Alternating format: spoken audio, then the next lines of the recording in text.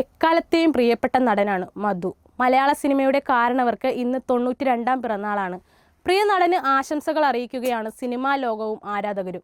ശോഭിക്കുന്ന യുവാവായും കടുപ്പക്കാരനായും സ്നേഹസമ്പന്നനുമായ അച്ഛനും അപ്പൂപ്പനായും എല്ലാം തിളങ്ങിയ അദ്ദേഹത്തിന് സിനിമയുടെ കാര്യത്തിൽ ഇന്നും ചെറുപ്പമാണ്. സിനിമയെക്കുറിച്ചും പുതിയ സാങ്കേതിക വിദ്യകളെക്കുറിച്ചുമൊക്കെ കൃത്യമായ അഭിപ്രായമുണ്ട് അദ്ദേഹത്തിന്. അതുകൊണ്ട് തന്നെയാണ് പുതിയ തലമുറ പോലും അദ്ദേഹത്തിന്റെ അഭിമുഖങ്ങൾ ഏറ്റെടുക്കുന്നത്.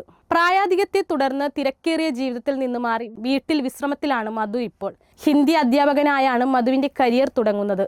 പിന്നീട് നാടകരംഗത്തെത്തി. രാമു കാര്യാട്ട് ചിത്രത്തിലൂടെയാണ് സിനിമാ രംഗത്തേക്ക് എത്തിയത്. പുറക്കാട്ട് കടപ്പുറത്ത് കറുത്തമ്മയെ തേടി അലഞ്ഞ പരീക്കുട്ടി എന്ന ദുരന്ത കാമുകലിലൂടെ മലയാള സിനിമാ ആസ്വാദകരുടെ ഹൃദയത്തിൽ ചിരപ്രതിഷ്ഠ നേടുകയായിരുന്നു മധു എന്ന നടൻ, വില്ലൻ, സഹനടൻ എന്നീ റോളുകളെല്ലാം മധു തിളങ്ങി.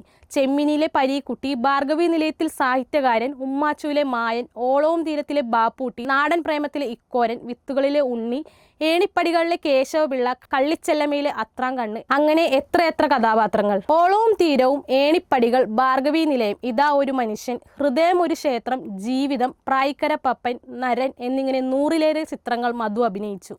സംവിധായകൻ, നിർമ്മാതാവ് എന്നീ റോളുകളിലും മധു തിളങ്ങി. 12 ചിത്രങ്ങൾ സംവിധാനം ചെയ്തു, 15 ചിത്രങ്ങൾ നിർമ്മിച്ചു. 2004 സംസ്ഥാന സർക്കാർ JC ഡാനിയൽ പുരസ്കാരം നൽകി ആദരിച്ചു. 2013 പത്മശ്രീ പുരസ്കാരവും ലഭിച്ചു.